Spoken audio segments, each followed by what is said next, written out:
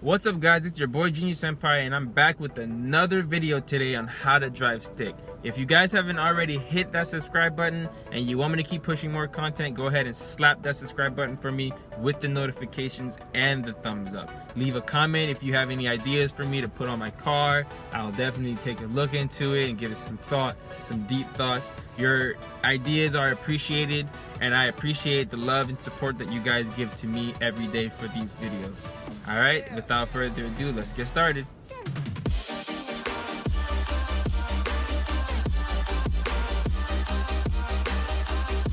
Alright guys, so we're here in my Subi BRZ.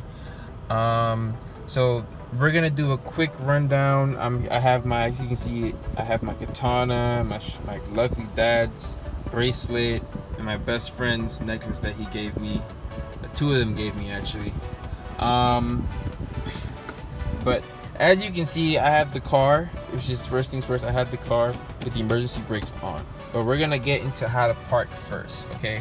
So the first thing, or how to get out of the park. So the first thing you want to do, especially in a Subaru, all right, especially in a Subaru, your brake light comes on whenever you put up your emergency brakes. That's when it comes on.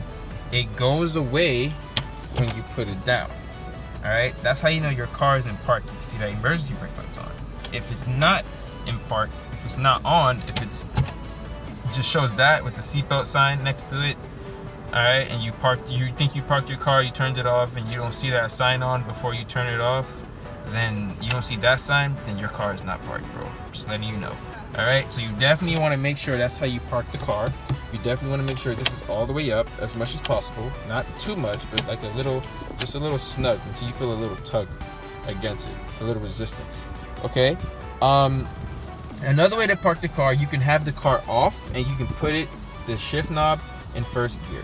Okay, and that comes with the clutch. Now I'm gonna turn the car off so I can show you. But mine just push to start. I don't know if anyone else has a ignition and a stick, a turning key ignition. But you have 3 pedals in a stick car. 1, 2, and 3. Okay, 1, 2, 3. All right.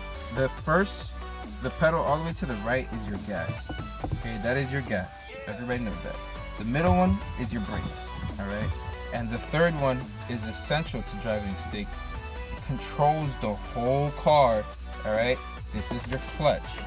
Your clutch. You need to push this. When you use it, you push your foot all the way back on it. You can't push it halfway. You can't push it a little bit. Like you're not going to be able to change gears. All right. Now, when I was saying earlier, remember when I was saying earlier that you have to put your car in first gear if you don't have emergency brakes and it's an old car, like I had a 97 a long time ago, a 200SX. I didn't have this. Okay, it was really run down and broken. So what I had to do was put my car in first gear to park it. All right, and leave it just like that. Just leave it just like that, and that way it doesn't move at all. Doesn't move at all. Okay, but what you want to do to start the car first off, all right, you want to make sure this is up or this is in neutral. If it's in first, you want to make sure it's in neutral, and you make sure this is up so the car don't fly anywhere, God forbid. You put your foot down on the clutch all the way to the back, right, and start the car. That is how you start the car. That you will always start the car like that. You can never start the car without your foot being on the clutch. I know with older cars, it will fly forward, and in my case, into that bush. And I don't want that, okay? Now, if you would try to start the cars, I just turned it off. If you try to start the car without putting your foot in the clutch, in newer cars, it'll just turn on the battery and run electricity through the car. It won't do anything. See how I was saying it's missing the key? Technically, it's not really missing a key because I have the key right here.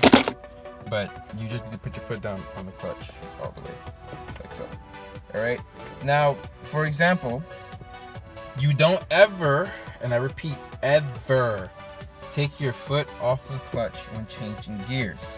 Let's say you want to move the car. Okay, you turn it on and you want to move it. You turn it on, you want to move it. So let's do a little demonstration. Actually, I'll do a demonstration after I explain it. So what you do is after you turn on the car, we already got over that. You put your foot down all the way, like I said, all the way on the clutch until it can't go no more. Not too hard, but enough. and then you put it in first, right? You move it in first when your foot is on the clutch, and then you would easily gas it, like so, while releasing your foot off of the clutch, just like that. All right, it's kind of like a seesaw action where your foot is like this the whole time, like this. Same thing with the brakes. Well, with the brakes, if you want to brake, you put your foot down on the clutch. I know some guys or some gals, they leave it in neutral and then they just take their foot off and just hold brake. You can do that, but I don't believe in that, because in old cars you can brake it. That was a rumor, so I was like, I'm not taking any chances. You know, this is my daily car. But in most cases, if anything, if all case fails, God forbid, put down all the way on the clutch and slow down and brake, and then you can move this when your foot is on the clutch anywhere you want, but you want to put it in neutral at all times. God forbid if there's an emergency. Okay, to move the car, you put it in first gear, right? And then it's this, like I said, it's the seesaw action. One foot is coming back while the other one is going down. One foot is coming back while the other one is going down, just like that. If you're not doing that and you try to lift your foot off the clutch first like this and then gas, you're gonna stall the car, 1. 2, you might catch the gas line and it flies forward. Or 3, you're gonna mess up your gear shaft. Everything in here, you're gonna mess up everything in here. It's not gonna work. Okay? You don't want your thing flopping back and forth like this. That's really bad. That you can't even drive the car if that's the case. All right. So I'm gonna show a little demonstration. Okay. On. Push. Come on. All right. And to move the car, like I said, we're gonna do this. Foot down. And I'm gonna keep it here. I'm gonna show you changing the gears. So we're gonna put this down first. Foot's on the brake. Right. Clutch, take the foot off brake, put it in first gear. While my foot's still on the clutch. I didn't let it go, otherwise it would stall. And if I want to move forward, I easy. See? If I want to reverse, I'll lift this up. It's in the middle, so I don't need my foot on the clutch at all times. It's on neutral. But if I want to reverse, and I don't know about other cars, but you would put your foot down, all the way down on the clutch. For every car, you gotta put it on the clutch. Clutch first for everything. I know I say clutch like 10 times, or more than that, but it's clutch for, it really is clutch first for everything. You'll understand when you get one. But you do that, clutch, you lift this in a Subaru, well, in a 2000 limited version. I don't know about other models. You lift this up, right? Push it all the way to the left, where it goes farther than first gear. See, this is first, and then this is reverse. You have the difference scaling between first and reverse. And then you do the same thing to back up. Same thing to back up. So it's not really that complicated. Now, once you get the car moving, you get the car rolling, if you want to brake, and I can show you right here, so let's go back in first and try and gas it again. If you want to brake, see I gas, right? If I brake, foot down all the way on the clutch and hold the brake like that to slow down, right? So I'm gonna reverse. So I'll show you guys again. Okay, and this time I'll show you how it looks on the outside world. All right, so we're gonna hold it again, clutch,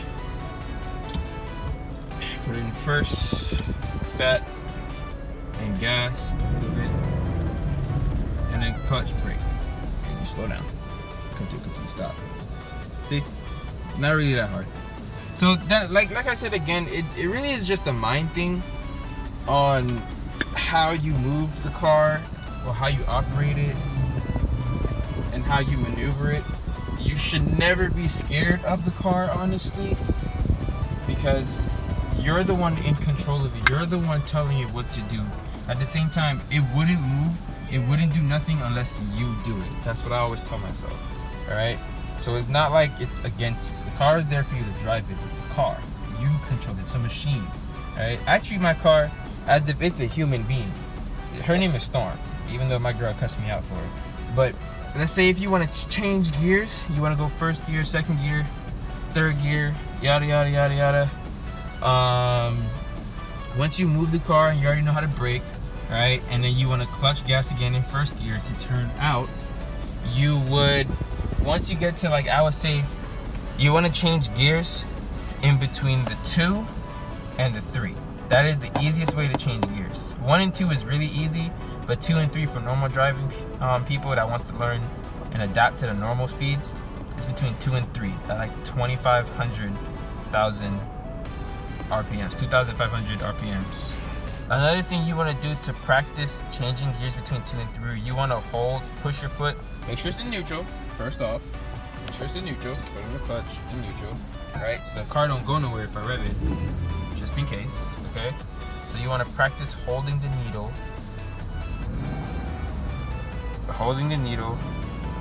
between 2 and 3. It don't have to be perfect, as long as it's between like the 2 other boxes above and 2 other boxes below. All right, you don't need to be Paul Walker or Vin Diesel and change exactly when it hits the spot, or change the car. No. And stick, another thing, stick is not people in the car going, you can, but now you're changing gears like this and going crazy. No, because then you're just gonna mess up. You're gonna mess up everything. All right. So you want to practice changing between 2 and 3. Now I know some people, they want to learn, oh, I want to just go fast this day. I'm gonna get a car to go fast. Well, if that's the case, you need to practice keeping it between the 3 and the 4 up there. All right. Some people like to switch between 6 and 7 because they love to redline their car, and it's not good to do that all the time, because when you redline your car, this little red dot shows up like this. You don't want to keep doing that. You don't ever want to keep doing that. It is not good for your car at all. Alright? If you don't got the proper tunes for it, build, setup, you will blow your transmission and your engine. Your spark plugs will go out of place, alternator, everything will stop working. Okay? Everything. Alright? Subis are meant to last a while. I really hate it. I wouldn't say hate, because hate's a strong word, but I really dislike it that people would redline their car. Burnouts are cool. I'm gonna do another video on a launch control. That video is gonna be coming up soon, so stay tuned. But to sit here and redline your car, I find it very, very, very, very, very, very like stupid, because you're technically wearing out the car. If you want to do it, hey, go ahead, that's you. But me, you will not catch me doing that every single time. Maybe if I'm on the highway and I want to hear my engine once or twice a month, that's fine. But to do that on a daily, to work in a daily car, no, that's money, bro. Ain't nobody got money for that. So, but like I said, it's not really hard. It's not really hard to drive stick. It's pretty easy at the most part once you learn it. It really is just a mind thing. And then at the end of the day, on top of that, to add to those, to add to what I said, stick is really meant for you to control your car even more. Like, it really is meant for you to control your car even more. A lot of people drive automatic, and when they switch to stick, they find it so much better. So much better. They say they can control the car, they can finally feel how the car works, and not every car that is stick drives the same. I repeat, it's not the same. Every car is built different. Cars are made by hands, human hands, male or female, and they real deal, every car that they make is a little bit different, because their gear shift, they don't build it and make it exactly the same as the other. Even though I know some companies has machines and they do that, not even sometimes the machines mess up and they're not the same. So you would never, even if you drive stick, I don't recommend you hopping in someone else's car, be like, hey, I can drive stick. Okay, yeah, if it's a certain circumstance where you have to drive someone else's car and stick, okay, yeah, that's fine. Like if you go to a party and your friend's just knocked out, that's fine, and he drives stick, you can drive it. But I don't recommend like somebody saying, hey, you want to drive my car, and then you hop in their car, and next thing you know, you're stalling out in their car because you don't know their clutch and gas line. That's really bad. All right. One more tip: if you do decide to get a car and stick, I highly recommend it. It is most fun. I've been driving. My first car was a Nissan 1997 200 SX. I still have it. I'm gonna have my dad. It's in Georgia right now with my dad. It was actually his car, but he gave it to me, And because I was having so much problems with it and I didn't have no money, I'm still in college, I didn't have time to fund it. But I'm gonna go back, I'm gonna visit him one day, take videos of it, me driving. It's a really fun car. It's a 5-gear car. It's faster than this car. It's pretty funny because we did a lot of modifications on it, springs, everything. But like I was saying, if you want to get a car, it's in stick. I recommend trying and learning in stick. That's the only way. Failure is, you only learn through failure. Don't get discouraged from not being able to drive perfectly and smooth on the first time. You're not gonna start off smooth. Everybody starts off on rough edges and bumps until they smooth their rough edges and bumps away. So I definitely recommend you guys picking up a stick car. You can leave a comment, like, and subscribe on the video if you liked it or not. Please share your ideas. And another thing, if you are gonna get a stick, seriously thinking about it, make sure when you get the car, you get it examined, because a lot of people like to pick up a car and it's not examined and they put a whole bunch of stuff on it and then they regret it later. And then a lot of people on top of that, it's a saying that if you get a car, you need to be the first one to drive it home from the lot so it's yours and there's no bad luck. I mean, I believed in that, so I made sure I drove my car home regardless. When I first got this Subi, and I knew how to drive stick for over a year, when I got it 6 months ago, I was literally jerking like crazy. But she's fine now. She sticks with me. I'm pretty sure she loves me. I love her. Her name's Storm.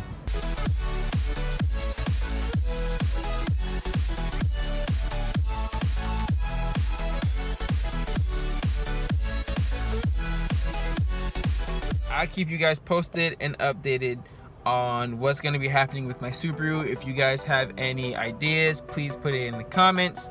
Like, share, subscribe. Please slap that subscribe button so I can keep pushing more content and you guys can see my Subaru build. Be on me with my Subi journey. It's Junior Senpai, your boy, out. Peace.